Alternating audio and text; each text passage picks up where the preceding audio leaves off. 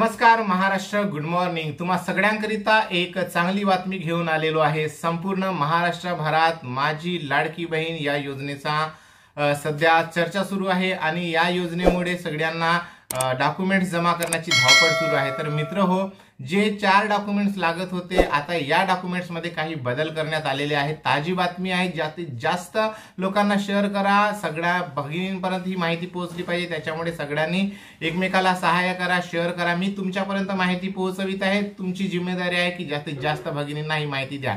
काय बदल झालेले आहे या योजनेमध्ये आणि काय डॉक्युमेंट्स मध्ये बदल झालेले आहेत हे जाणून घ्या। व्हिडिओ पूर्ण बघा। चॅनलवर पहिल्यांदा आला असेल तर प्लीज सबस्क्राइब करून बेल बटन दाबायला विसरू नका। तर चला मंडळी, व्हिडिओला सुरुवात करूया। तर बंधू भगिनींनो, मुख्यमंत्री माझी लाडकी बहीण या योजनेच्या संदर्भात निवेदन करू इच्छिता त्यांच्यासाठी सदर योजनेत अर्ज करण्याची मुदत ही 1 जुलै 2024 ते 15 जुलै 2024 पर्यंत ठेवण्यात आली होती।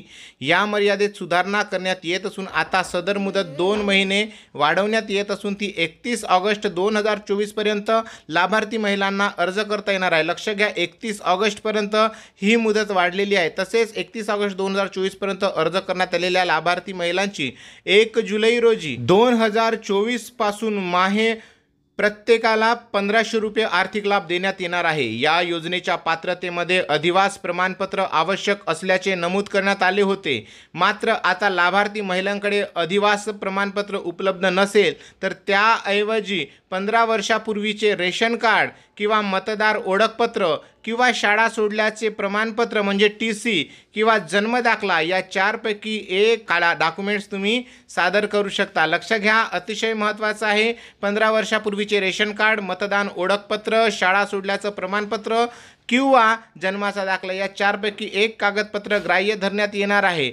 सदर योजनेतून 5 एकर शेतीची अट आता ही वगळण्यात आलेली आहे। पहिले 5 एकर वाल्यांनाच होतं, पण आता 5 एकर शेतीची अट ही आता वगळण्यात आलेली आहे। 4 नंबरचा मुद्दा आहे मित्र, सदर योजनेत लाभार्थी महिलांचा वयोगट 21 ते 60 वर्ष वयोगट होता, त्याऐवजी आता 65 वर्षापर्यंत हे वयोगट वाढवण्यात आलेलं आहे।